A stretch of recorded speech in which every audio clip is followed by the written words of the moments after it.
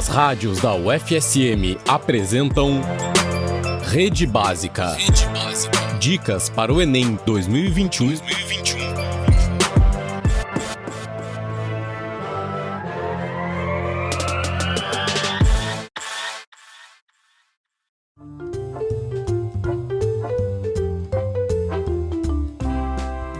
Olá, eu sou Regina Bartelt, professora do Centro de Educação da Universidade Federal de Santa Maria. Sou a coordenadora institucional do projeto UFSM em Rede com a Educação Básica, o Rede Básica.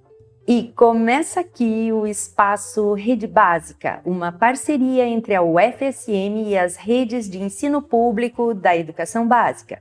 Na nossa estreia, trazemos um especial sobre o Exame Nacional do Ensino Médio, o Enem. Todos os nossos conteúdos vêm aqui sob o protagonismo de professores e professoras que atuam no ensino médio e fundamental. A prova de língua inglesa é o nosso primeiro assunto. A professora Raquel Bevilacqua, da área de linguagens do Colégio Técnico Industrial, o CETISM da UFSM, entrevista as professoras Amanda Radins e Patrícia Marcuso.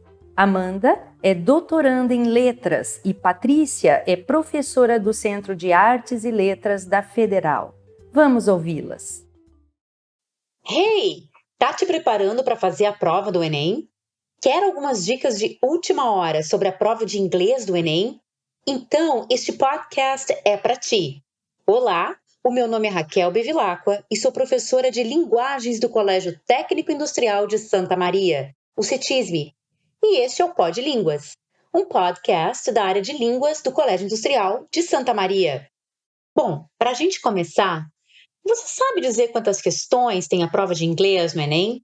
Será que as questões da prova de inglês são parecidas ano após ano? Ou seja, será que tem um padrão que aponta para os tipos mais comuns de questões? Será que é possível se sair bem na prova de inglês, mesmo encarando algumas palavras que podem ser desconhecidas? Sobre essas e outras perguntas, vamos conversar com duas convidadas que fizeram uma pesquisa sobre as questões de inglês na prova do Enem. Elas elaboraram um material super legal sobre isso, com diversas dicas que tenho certeza de que vão ser muito úteis para vocês. O título do material é Guia Prático para Mandar Bem no Enem, Língua Inglesa. Nossas convidadas são Patrícia Marcuso, que é professora do curso de Letras da UFSM, e Amanda Radins, também professora de inglês e aluna de doutorado do curso de Letras. Queremos agradecer a participação de vocês neste podcast. Oi, pessoal, tudo bem? Como a professora Raquel mencionou, meu nome é Patrícia Marcuso, eu sou professora da instituição, atuo nos cursos de graduação em Letras em Inglês e no curso de pós-graduação, no programa de pós-graduação em Letras, ambos, então, da UFSM. Estou muito feliz em participar dessa iniciativa, mais feliz ainda em saber que uma pesquisa concebida e executada dentro do contexto universitário da UFSM chega agora até vocês por meio desse podcast e também por meio do guia que eu e a Amanda elaboramos. Espero que vocês aproveitem, que as informações sejam úteis, relevantes e que ajudem vocês a se preparar para o Enem.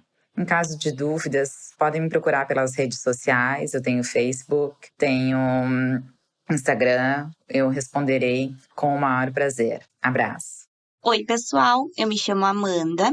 Eu quero agradecer a oportunidade de falar um pouco sobre a nossa pesquisa e desejar bons estudos e um bom desempenho para os estudantes que vão realizar o Enem. Vamos começar por perguntas mais básicas. Quantas questões de inglês tem na prova do Enem? E qual é geralmente o formato em que ela aparece para o candidato? A prova de inglês no Enem tem 5 questões, dentro de um caderno de prova com 90 questões ao total, incluindo outras disciplinas. Ela é a primeira disciplina que aparece dentro do caderno de prova e ocupa em média umas 2 páginas inteiras. Se a gente consegue perceber que existe um padrão entre as questões do Enem, fica mais fácil o candidato, a candidata se prepararem para resolver essas questões e aumentar as suas chances de acerto. Neste sentido, em termos gerais, o que a pesquisa de vocês revelou sobre as questões da prova do Enem? Existem alguns tipos mais comuns de questões? Sim, a pesquisa revelou que existem alguns tipos mais comuns de questões no Enem de língua inglesa. Bom, nós identificamos 6 tipos. Os mais comuns são as questões que demandam que o examinando ou o candidato, ao Enem identifique informações específicas acerca do conteúdo do texto base. Depois, um segundo tipo é aquela questão que demanda que o examinando ou candidato ao Enem identifique o objetivo do texto base. Depois, o terceiro tipo é um tipo de questão que demanda que o examinando identifique o assunto do texto base. Por fim, em menor ocorrência, há questões que demandam que o examinando identifique relações intertextuais, ou seja, que tente estabelecer uma relação do texto base com algum outro texto externo, citado no próprio texto base, ou então no enunciado das questões, ou ainda nas alternativas de resposta. O quinto tipo de questão é aquele que aborda a função de algumas expressões. Então, é preciso identificar o significado, a função de alguma expressão em língua inglesa utilizada no texto base. E, por fim, o último tipo é a questão de tradução, em que é preciso identificar a melhor tradução para a língua portuguesa nas alternativas de resposta de fragmentos textuais escritos em língua inglesa presentes no texto. No guia produzido, vocês sugerem o que eu vou chamar de pulo do gato.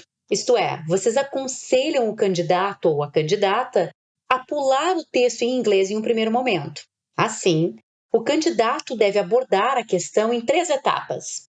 Na primeira etapa, ele deve ler o enunciado da questão, ou seja, a primeira parte da questão, escrita em língua portuguesa e que vem logo após o texto em inglês. Na segunda etapa, o candidato ou candidata deve ler as alternativas da questão. Na terceira e última etapa, vocês sugerem que ele ou ela leia o texto em inglês. Por que vocês sugerem aos candidatos essa estratégia de pular o texto em inglês num primeiro momento? A gente sugere essa estratégia porque só o fato de as questões estarem escritas em língua portuguesa já auxilia os candidatos a entenderem melhor o texto em língua inglesa. Além disso, as questões apresentam informações importantes sobre o texto base. Então, antes mesmo de ler o texto em língua inglesa, os candidatos já podem ficar sabendo, pela leitura da questão, qual é o gênero, ou seja, o tipo de texto, quem o escreveu, qual o assunto geral, onde foi publicado e para qual público-alvo, que seria o provável leitor. As questões também já podem indicar qual parte do texto deve ser lida de forma mais detalhada, se é uma parte específica ou se é o texto como um todo. Lembrem-se que o objetivo de quem está realizando a prova é responder ao que a questão está perguntando, e não entender o texto como um todo, palavra por palavra, pelo menos não no momento da prova. Geralmente, o contexto, isto é, o lugar de onde os textos da prova são retirados, pode dizer muito sobre o texto que o candidato ou a candidata vai ler. Como exemplo de contexto, podemos citar o contexto da mídia, onde encontramos, por exemplo, o jornal, a revista, o noticiário. Temos também o contexto da literatura, com livro, poesia, entre outros tipos de texto. Quais os contextos mais comuns de onde a maioria das perguntas ou dos textos em inglês são retirados? O contexto mais comum de onde a maioria dos textos da prova de inglês do Enem são retirados é o contexto jornalístico. Depois aparece o contexto publicitário. Nós analisamos e identificamos principalmente como texto base a notícia jornalística, depois, em menor número, o anúncio publicitário, seguindo então de letras de música, de tiras cômicas e de poemas. Além dos contextos ou esferas de onde os textos são retirados, conhecer os gêneros textuais, ou seja, os tipos de texto mais comuns na prova, também pode ajudar bastante. Por exemplo, no contexto jornalístico, os tipos de texto carta do leitor e notícia são bastante diferentes entre si. têm objetivos diferentes, e isso influencia o uso da língua naqueles textos e influencia também o modo como nós, leitores e leitoras, lemos o texto. No caso do artigo de opinião, o leitor ou a leitora espera encontrar a opinião e argumentos do autor, da autora, sobre determinado assunto. Já na notícia, ele ou ela espera um grau muito maior de imparcialidade com aquilo que está sendo veiculado, com aquilo que está sendo dito. Em relação a isso, vocês identificaram gêneros textuais mais comuns na prova? Quais seriam esses gêneros textuais mais comuns? Vocês poderiam dar algum outro exemplo de como o conhecimento que temos sobre os tipos de texto ou gêneros textuais pode ser um aliado na hora de ler o texto? Sim, exatamente. O conhecimento que a gente já tem dos gêneros textuais que a gente lê no dia a dia também é um facilitador na hora de realizar essa prova. Os gêneros textuais mais comuns na prova de inglês do Enem são as notícias, os anúncios, ou também conhecidos como propagandas, letras de música, tiras ou histórias em quadrinhos, poemas e cartoons ou charges. Muitas questões perguntam sobre o objetivo desses textos base. Então, se o candidato já tem um conhecimento sobre o objetivo do gênero textual, esse tipo de pergunta já fica bem mais fácil de responder. Por exemplo, o objetivo de notícias normalmente é informar o leitor sobre um acontecimento ou fato atual. Então, se a pergunta é sobre o objetivo do texto, provavelmente a resposta vai iniciar com a palavra informar ou sinônimos dela. Enquanto professora, costumo dizer a meus estudantes que quando lemos algum texto em outra língua, temos que levar em conta uma série de coisas. Uma delas é o layout. O layout é bastante relevante quando lemos um texto. E ele se refere à aparência de um texto, quando batemos o olho nele.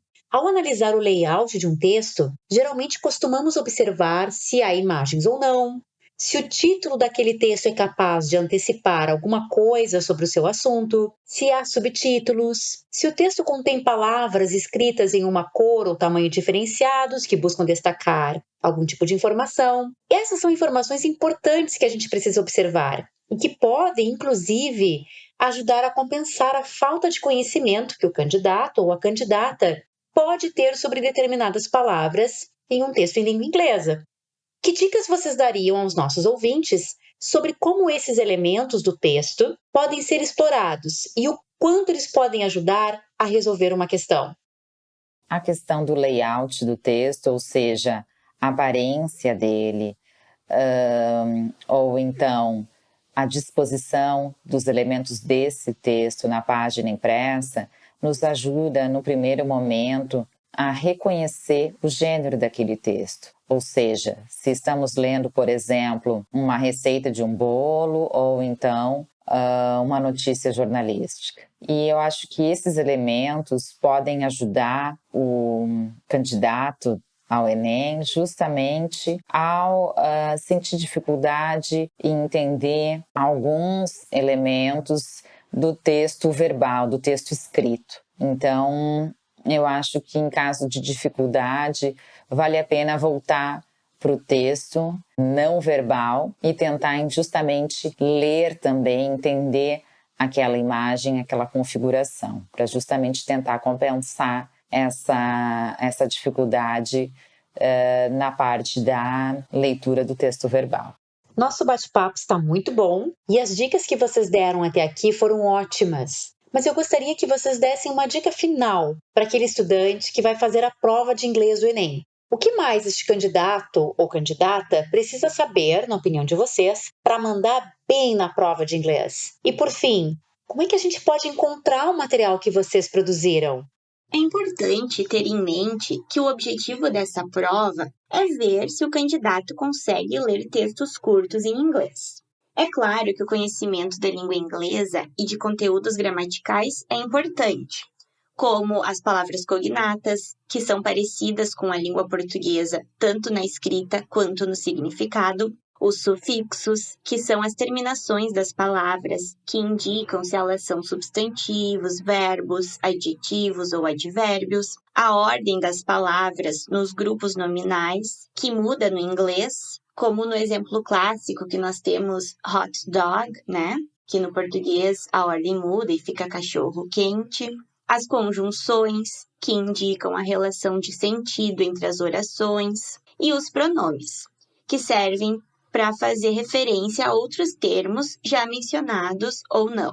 Mas a gente também mostrou que outros tipos de conhecimento auxiliam muito na hora de realizar a prova. Conhecimentos que os candidatos já trazem de suas experiências de leitura, tanto em língua inglesa como em língua portuguesa, do seu dia a dia e também da escola. Então, não se preocupem se vocês não sabem o significado de todas as palavras. O objetivo da prova não é esse. É possível entender o texto em língua inglesa mesmo sem saber o significado de todas as palavras. Tentem ignorar as palavras que vocês não conhecem ou não sabem o significado.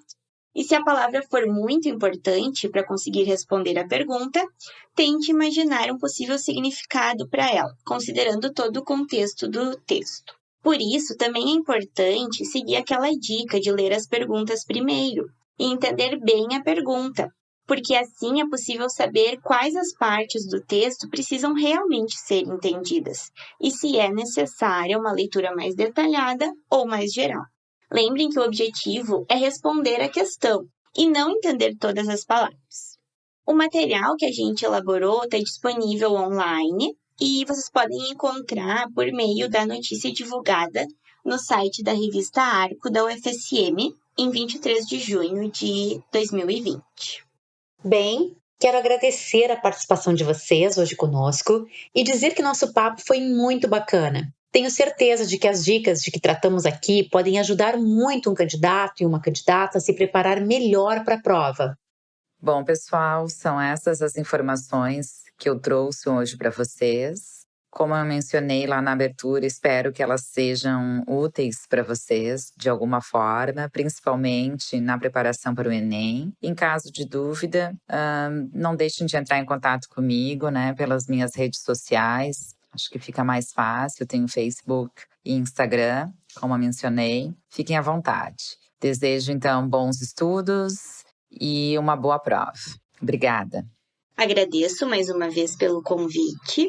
E aos nossos ouvintes, eu desejo bons estudos e bons desempenhos para que consigam alcançar sempre os seus objetivos. Por hoje, pessoal, são essas as informações e as dicas que temos. Desejamos a você uma excelente prova. Um abraço!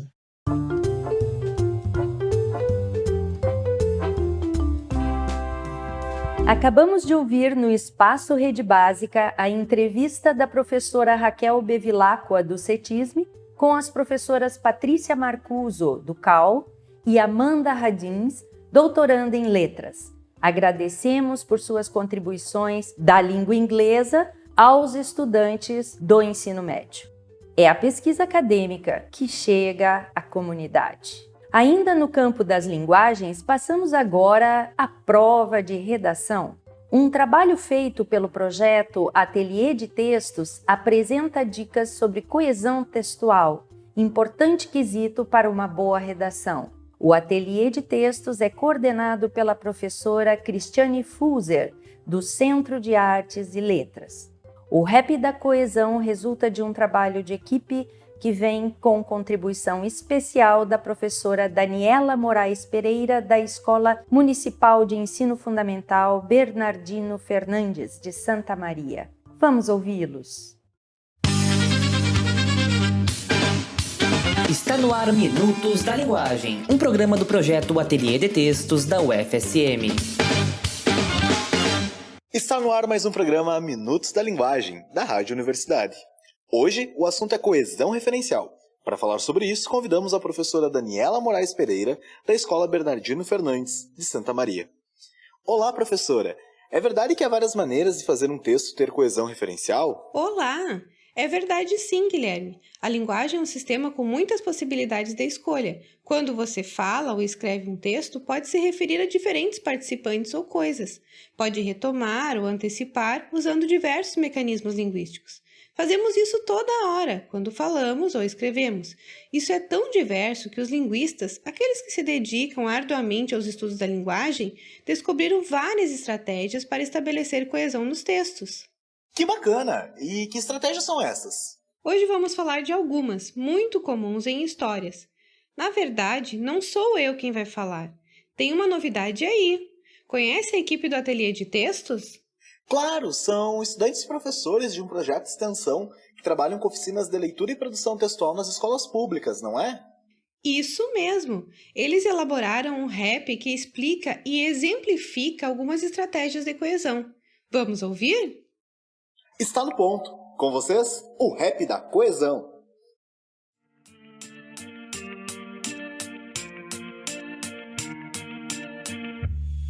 Veja bem, meu irmão, de coesão vamos falar. Ela é muito importante para o texto organizar. Coesão é a união de oração a oração, relaciona uma a outra e estabelece ligação. Coesão é nossa aliada em toda interpretação. Se ela é bem usada, todo o texto tem compreensão. Para encontrar um significado, meu irmão, não devemos deixá-la de lado, tá ligado?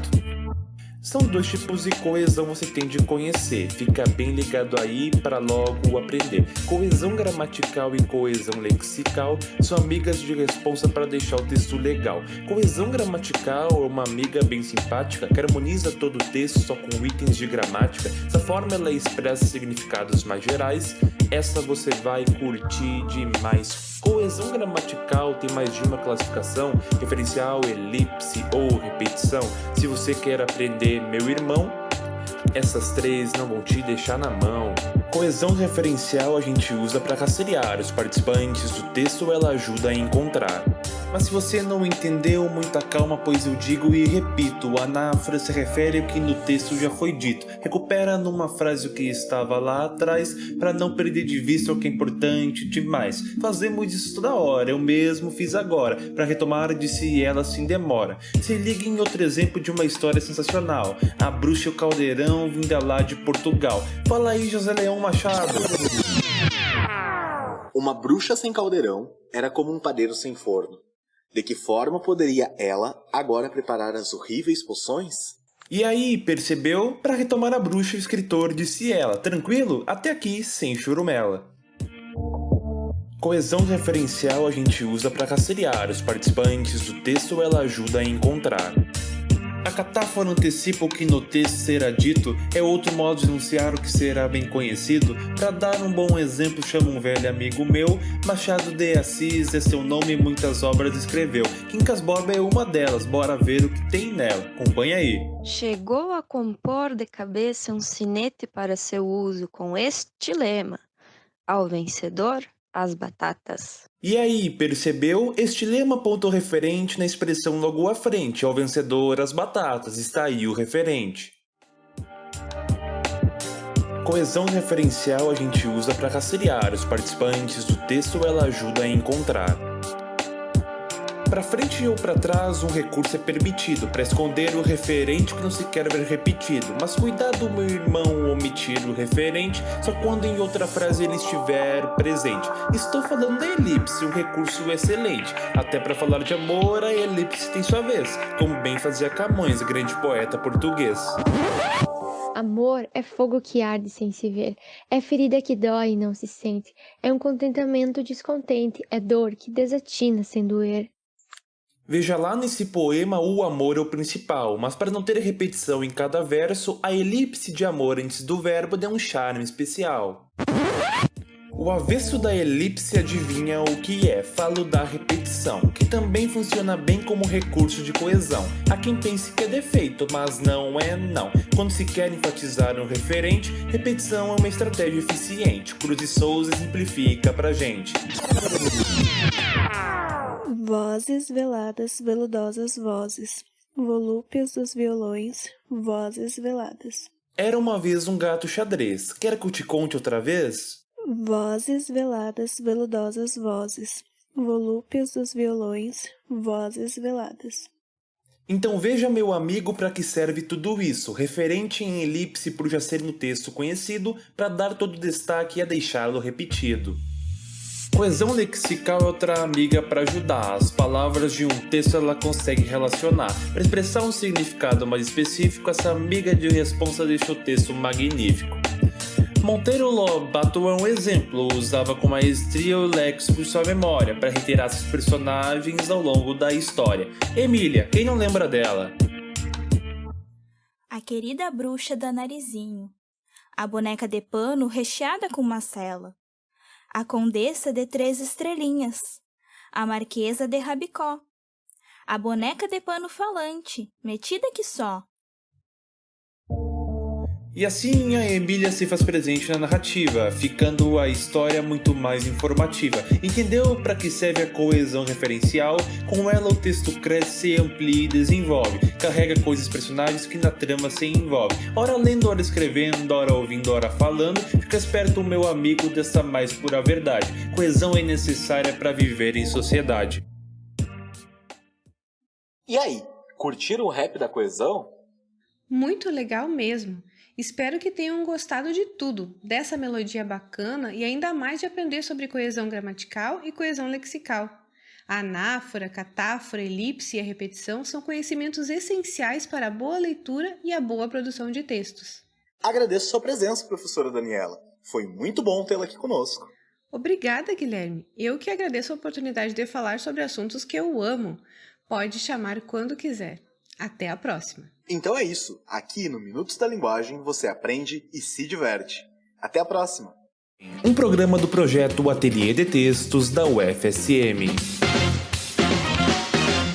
Este podcast é uma produção do Ateliê de Textos do Centro de Artes e Letras para o projeto UFSM em Rede com a Educação Básica, com apoio da Pró-Reitoria de Graduação e da Pró-Reitoria de Extensão da UFSM. Coordenação Cristiane Fuser, professora do Departamento de Letras Vernáculas da UFSM. Convidada especial, professora Daniela Moraes Pereira, da Escola Municipal de Ensino Fundamental Bernardino Fernandes. A apresentação do programa Minutos da Linguagem, Guilherme Barbati Barros, acadêmico da Licenciatura em Letras. Participação na composição e performance da letra do rap da coesão, Anidene Sequim e Carla Guerra, acadêmicas do programa de pós-graduação em Letras. Guilherme Barbati Barros, Ana Luísa Barbosa Ferreira e Laila Beatriz Silva, acadêmicas da Licenciatura em Letras. Tânia Maria Moreira, professora do Departamento de Metodologia do Ensino. Cristiane Fuser, professora do Departamento de Letras Vernáculas. Daniela Moraes Pereira, professora da Escola Bernardino Fernandes. Cantor do rap, João Batista Fávero Marques, acadêmico da Licenciatura em Letras. Edição do podcast, Luísa Adálfolo, acadêmica de produção editorial. Ritmo do rap, base de rap, boom, bap, beat, Cabreiro. Edição da vinheta, Marcelo Araújo, sonoplasta. Trilha sonora do estúdio AR15 com permissão de uso pela Rádio Nativa de Alegrete. Fontes das citações da letra do rap, Soneto 05, de Luiz Vaz de Camões. Faróis, de João da Cruz de Souza. A Bruxa Caldeirão, de José Leão Machado. Quincas Borba, de Machado de Assis. Reinações de Narizinho e Memórias de Emília, de Monteiro Lobato. Fontes teóricas, A Coesão Textual, de Nguidori Koch. Gramática da Língua Portuguesa, de Mira Mateus. Cohesion in English, de Halid Hassan. Acabamos de ouvir o Rap da Coesão. O rap foi produzido pela equipe do Ateliê de Textos, coordenado pela professora Cristiane Fuser, do Centro de Artes e Letras. A participação especial é da professora Daniela Moraes Pereira, da Escola Bernardino Fernandes de Santa Maria.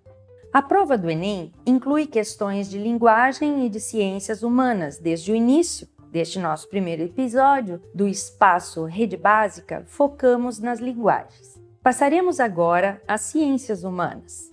Democracia, direitos humanos e equidade são alguns dos conceitos trabalhados em sociologia, filosofia. Convidamos então o professor Alejandro Schwarzkopf, das áreas de Sociologia e de Filosofia do Colégio Politécnico da UFSM, para analisar uma das questões de 2017 do Enem, em que trazem a noção de democracia deliberativa. Olá, meu nome é Alejandro, sou professor de Sociologia, de Filosofia do Colégio Politécnico. Então, vamos a comentar algumas questões do Enem que sirvan como referência, como referência para pensar a próxima prova do Enem 2021. Então eu selecionei algumas questões e vou começar com um tema que é muito cobrado, no Enem, que muito aparece de forma reiterada, que é o tema da democracia. Incluso isso se justifica pouco porque a sociologia é uma disciplina que foi incorporada recentemente ao currículo do ensino médio e um dos argumentos para que se tornasse obrigatória em 2008 foi que a sociologia seria um instrumento para a cidadania, seria um instrumento para gerar cidadãos críticos, para gerar uma reflexão em torno à cidadania, da democracia.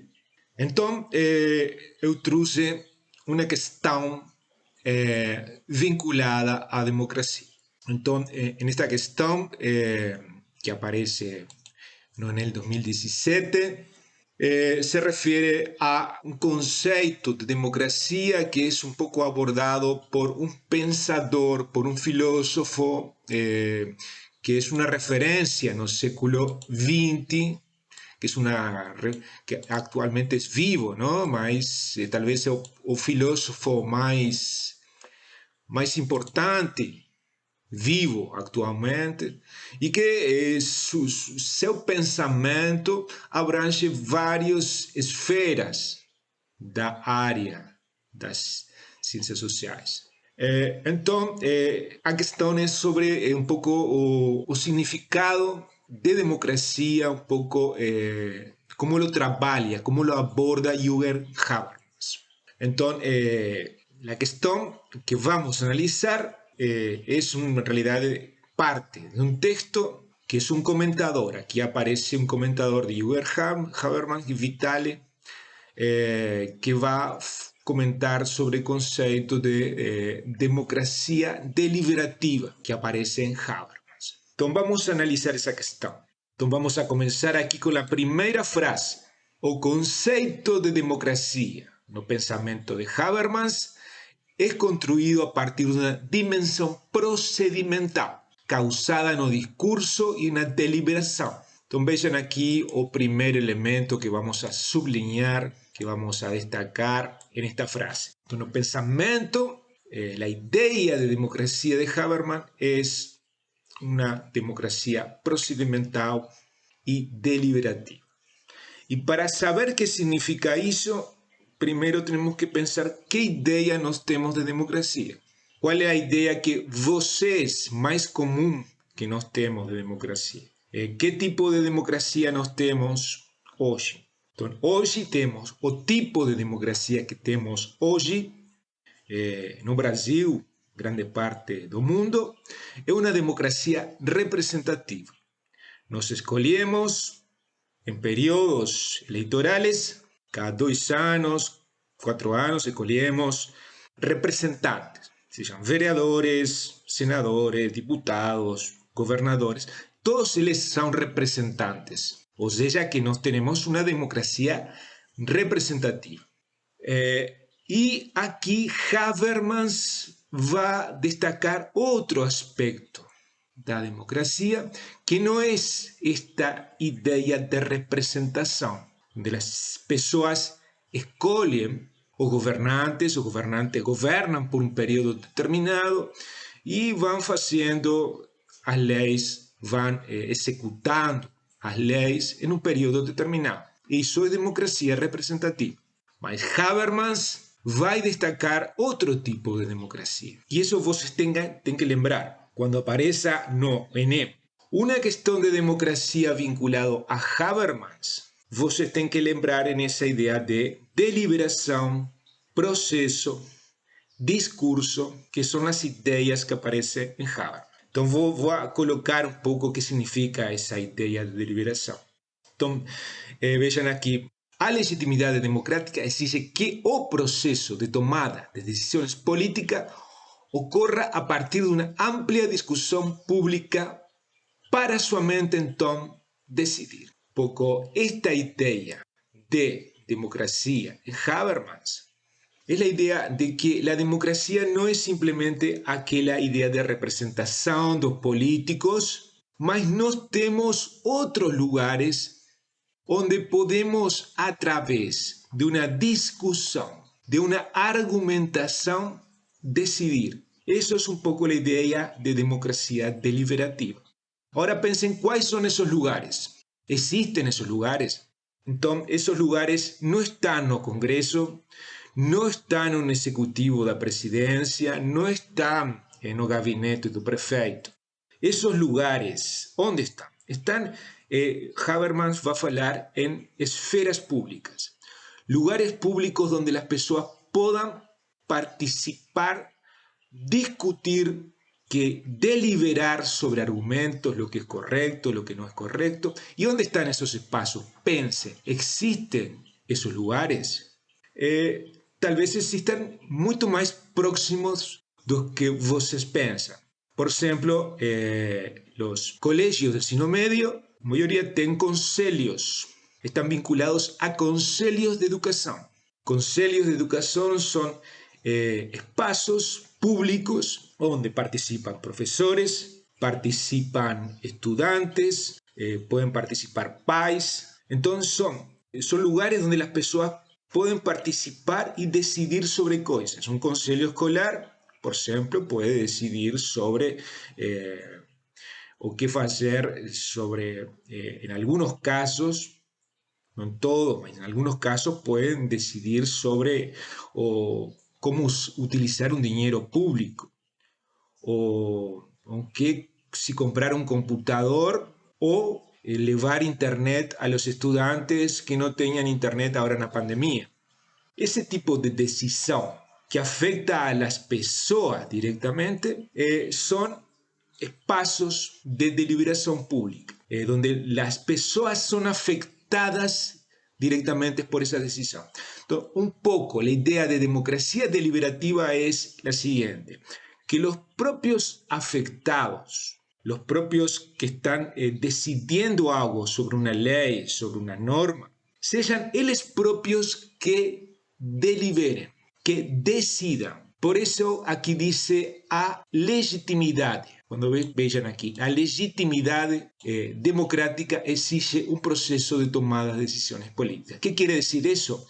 Que algo para ser legítimo, una ley para ser legítima, por ejemplo, una ley que diga respecto a una reforma del ensino medio, que estamos hablando de reformas de ensino medio para vos, por ejemplo, una ley sobre reforma de ensino medio, en esta idea de democracia deliberativa para ser legítima, exige que los que están siendo afectados por esa reforma participen y ellos propios puedan decidir sobre ella. Por ejemplo, profesores, estudiantes, pais, y que no alguien, un representante político allá en Brasilia, técnico, decida sobre algo que no va a afectar su vida. Ese técnico allá que va a decidir sobre la reforma no va a ser afectado. Entonces, los que son afectados por una política pública, por una decisión de alguna cosa, ellos participen, deliberen. Eso es un poco la esencia de la democracia deliberativa. Entonces, estoy colocando todo esto para que ustedes tengan más elementos para cuando tengan una cuestión de democracia deliberativa no ENEM. Yo ya vi en otros ENEM que cayeron cuestiones sobre Habermas, democracia deliberativa. Entonces, fechando o texto que dice: así, o carácter deliberativo corresponde a un proceso colectivo de ponderación y análisis permeado por los discursos que antecede a decisión. Entonces, la democracia deliberativa, ¿qué está diciendo esa última frase, últimas líneas? Está diciendo que para decidir algo es necesario ponderar. ¿Qué es ponderar? Poder avaliar diferentes argumentos, discursos antes de tomar una decisión. Escuchar, falar, argumentar. Todo eso envuelve un poco la idea de democracia deliberativa. Ahora vamos a ver lo que te está preguntando sobre el texto. Vean aquí o qué pregunta que está preguntando. O conceito de democracia proposto por Johann Habermas pode favorecer procesos de inclusão social. De acordo com o texto, é uma condição para que isso ocorra o. Entonces, ¿qué está preguntando? ¿Qué es eso que está preguntando? Es la inclusión social. Todo lo que favorece la inclusión social. Entonces, esta idea de Habermas, este concepto de Habermas, favorece los procesos de inclusión social. Entonces, de acuerdo con el texto, es una condición para que eso ocurra, o sea, para que tengamos inclusión social. ¿Cuáles son las condiciones que nos tenemos? Entonces, afirmativa A, participación directa y periódica de los ciudadanos. Esa cuestión está un poco, aparece un poco, podría ser interpretada como correcta, mas aquí lo que está colocando esa idea de periodicidade, de ser algo periódico, remete mais a uma democracia representativa, directa e periódica de cidadãos, está remetiendo que una participación de cidadãos en ciertos periodos, aunque sea directa, puede ser un plebiscito, mas remete a periodos. Entonces, la B, debate libre y racional entre cidadãos y estados, es la correcta. Entonces, la idea central aquí es el debate libre y racional entre ciudadanos y Estado. Por ejemplo, ¿por qué la A no sería correcta? La A podría estar en duda si entre la A y la B, porque la A tiene cierto aspecto que se remete a la idea de democracia deliberativa. ¿Mas por qué la A no está correcta? Porque aquí no está haciendo referencia a la idea de debate, de argumentar, de debate racional. Por ejemplo, un plebiscito, vocês pueden participar en un plebiscito, es una participación directa. Vocês van y votan en un plebiscito, mas no tienen que argumentar nada, simplemente son a favor o contra algo, son a favor o contra las armas, por ejemplo, venta libre de armas, como ya tive plebiscitos no Brasil. No tienen que argumentar, es una participación directa, mas sin argumentación.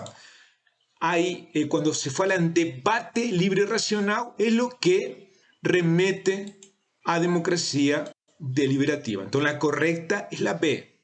La C, interlocución entre poderes gubernamentales, no hace referencia al texto. Si vocês van a ver el texto, en ningún momento fala en poderes gubernamentales. Y si vocês conocen principios da democracia deliberativa, también no van a encontrar eso.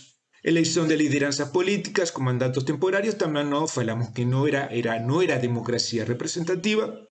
O controle do poder político por ciudadanos más esclarecidos, también no está falando de eso. Cualquier ciudadano que participe, la idea de democracia participativa es la idea o deliberativa, es la idea de participación, de argumentación, de debate, no son algunos más esclarecidos. Cualquiera que sea afectado por una política debe participar y deliberar según este principio de democracia deliberativa. Entonces, para finalizar, só una dica: cuando vean Habermas, cuando vean democracia deliberativa no Enem, lembre-se siempre en debate racional, en participación, en troca de argumentos, en que melhora o argumento más racional, o donde las personas deliberan, o sea, discuten sobre opciones y toman una decisión baseada en esa discusión. Y no está allá en el Congreso, está en lugares públicos más al alcance de las personas comunes en su día a día. Entonces, esa es la primera dica para o Enem.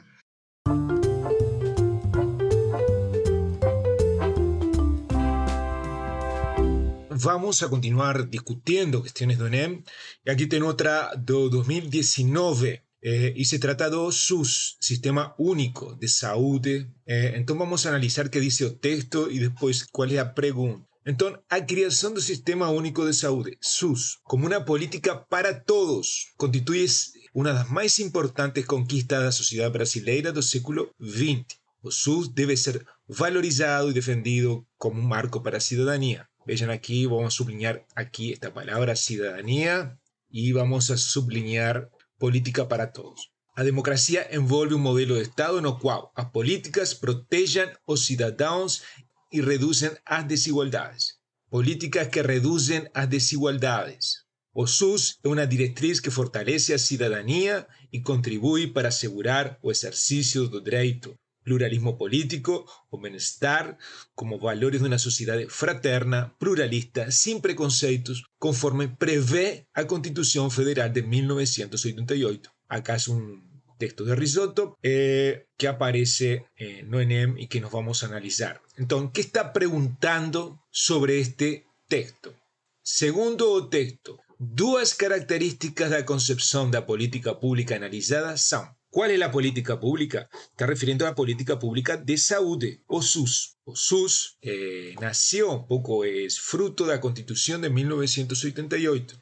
Lembrem que quando vocês vão, quando apareça aqui uma questão do Enem e se refere à Constituição de 88, muitas vezes aparecem sobre a Constituição de 88, tem que lembrar que a Constituição de 88, 1988, nossa Constituição vigente atual, essa Constituição é conhecida como Constituição Cidadã. Nessa Constituição, por primeira vez, foi feita de forma ampla no Brasil, com participação de movimentos sociais, com participação ampla da sociedade que contribuiu para a elaboração da atual Constituição.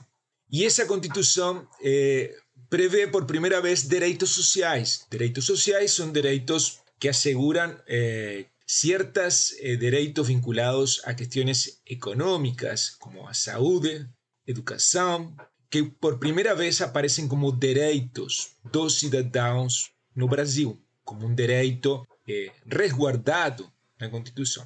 Então, o Sistema Único de Saúde é produto dessa Constituição. Então, vejam o que está perguntando aqui. Segundo o texto, duas características da concepção política pública são analisadas. Quais são essas características que aparecem aí no SUS, que são a política pública que se refere? Se vocês vão ver na opção A, paternalismo e filantropia, aparece uma referência ao paternalismo de pai, e a filantropia. Então, o que significa paternalismo? Paternalismo, quando vocês, é um pouco a ideia sociológica que se utiliza o conceito de paternalismo, é quando alguém dá algo, oferece algo, com boas intenções, a vezes, ou também, muitas vezes, com um sentido de troca de favores. Então, damos algo como se fosse um pai para um filho. Então, é uma relação, quando falam na relação paternalista, é uma relação desigual. Muitas vezes interpretada como um favor, como o pai dá algo para seu filho, um presente para seu filho porque se portou bem. Então, quando vocês encontram a palavra paternalismo, se está referindo a esse sentido. Então, o SUS tem uma política paternalista? Não. Todo lo contrario ao paternalismo é direitos. Quando vocês falam em direitos, algo que não depende de quem vocês são amigos, se vocês são queridos ou não são queridos, o direito é algo garantido por lei. É o oposto a paternalismo. Então, já a opção A está totalmente descartada. Paternalismo, penso, você tem que pensá-lo como oposto a direitos. E filantropia, que significa filantropia? Filantropia é uma doação, é como uma solidariedade. Vocês doam algo, querem ajudar a outro. Então, a filantropia também se refere a essa ajuda a outro. Muitas vezes feita também de forma desigual. Quando vocês têm mais dinheiro e dão para outro, existe uma relação de desigualdade. E você fazem em base muitas vezes a afetos, a búsqueda por ajudar, mas não é uma relação de direito. Então, a opção A está descartada. Os conceitos são totalmente opostos, paternalismo e filantropia, a direitos, a cidadania. A opção B, liberalismo e meritocracia. Quando vocês pensem em liberalismo, tem que pensar, liberalismo tem um sentido muito amplo, é uma concepção política, é uma ideia política e econômica muito ampla. Mas dentro do liberalismo, existe, por exemplo, um liberalismo clássico, que esse liberalismo diz que o Estado deve ser reduzido, deve ser mínimo. De quanto menos Estado, melhor. Quanto mais mercado, melhor. Menos Estado e mais mercado. Eso es un poco una de las corrientes liberales económicas, cuando pensamos en liberalismo económico, que se está refiriendo a ese aspecto. ¿Y el SUS es más mercado o menos Estado? ¿Qué es el SUS? El SUS es un seguro, una forma de protección de todos que es feita por el Estado, o sea que es oposta a esta concepción de liberalismo. En lugar de menos Estado, el SUS, Sistema Único de Salud, significa más Estado. El hospital es pago por Estado. a consulta médica é pago por o Estado. Então é do Estado, ou é financiado por o Estado. Então isso é oposto um pouco a essa concepção de liberalismo. E meritocracia. O que significa meritocracia? Meritocracia es un poco la idea de que aquel que tiene mérito merece y es mejor y que debe ser de alguna forma gratificado. El SUS también no trabaja con esa idea. Aquí no es independiente de los méritos de las personas, todos tienen derechos. Sean trabajadores o desempregados, sean personas que no tienen, independiente de quién la persona sea, es un poco la idea de que todos tienen derecho a ese sistema de salud. Universalismo e igualitarismo. Vean aquí lo que dice el texto. Una política para todos. Universalismo significa para todos. Universal es algo que abrange a todos. Todos, no caso do Brasil, todos los ciudadanos, todas las personas que moran no Brasil están incluidas. Es para todos. Antes del SUS, teníamos sistemas donde los trabajadores aportaban y ganaban los trabajadores, mas los desempregados no tenían, por ejemplo. Los más pobres que no tienen ningún tipo de vínculo empregadista, de trabajo, también no tenían. Entonces, aquí cuando se dice universal, es para todo, y acá dice política para todos. Entonces, es universal, es una política que es, além de universal, es igualitaria. Vean que el texto también fala algo igualitario, independiente de quién sea pobre o rico, nos vamos a tener acceso. Entonces son cosas que reducen las desigualdades, como dice. La democracia envuelve un modelo de Estado en el cual las políticas protegen a los ciudadanos y reducen la desigualdad. ¿Por qué? Porque los que no tienen para pagar, un médico, con los SUS tienen la posibilidad de ser atendidos, de ser vacinados, todo lo que hace el SUS, que es enorme. Entonces, eso es igualitario. Si es trabajador, si es desempregado, si no tienen ni moradía, personas de la rúa pueden ser atendidas por el SUS, moradores de la rúa. Es totalmente igualitario. Es una política totalmente igualitaria. Entonces, la opción correcta aquí vos tienen que marcar la C. Es universal y es igualitario. ¿Por qué está errada a la D? Porque también no es una política totalmente nacionalista. Muchas veces los extranjeros pueden ser atendidos por el SUS. Todo lo que estén en el territorio brasileño pueden ser atendidos por el SUS. Entonces es universal y también independiente de la nación. Y no es individualista. Individualista cuando estoy preocupado por individuo, en las políticas de salud o individualismo. Muchas veces es opuesto a una política de salud. Individuo que se preocupa por casos particulares, por individuos particulares. Entonces la D también no está errada. Revolucionarismo y coparticipación. También en ningún momento falan en revolución. También en coparticipación el texto no cita nada de eso. Y el SUS no tiene ninguna relación con eso. Entonces, lembrando, siempre que vean algo da Constitución del 88 tienen que pensar en derechos. Y los derechos son universales. Y tienen que empezar en derechos sociales. Derechos sociales son los que incluyen cuestiones económicas. Son los que incluyen cuestiones vinculadas a educación, a salud. Y todo eso está en la Constitución del 88. Antes de la Constitución del 88 no teníamos esos derechos garantidos. Entonces, la Constitución del 88 es la Constitución ciudadana, con la idea de ciudadanía, de igualdad para todos. Poco entonces ese comentario.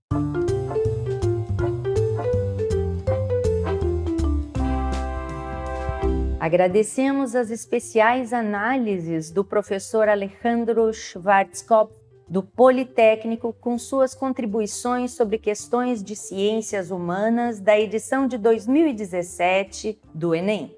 E encerramos aqui a estreia do Espaço Rede Básica, um programa viabilizado por ações de parceria entre a UFSM e redes de ensino da educação básica. Hoje, com o protagonismo de professores e professoras da área de linguagens, inglês, português e redação, e também da área de Ciências Humanas, Sociologia e Filosofia.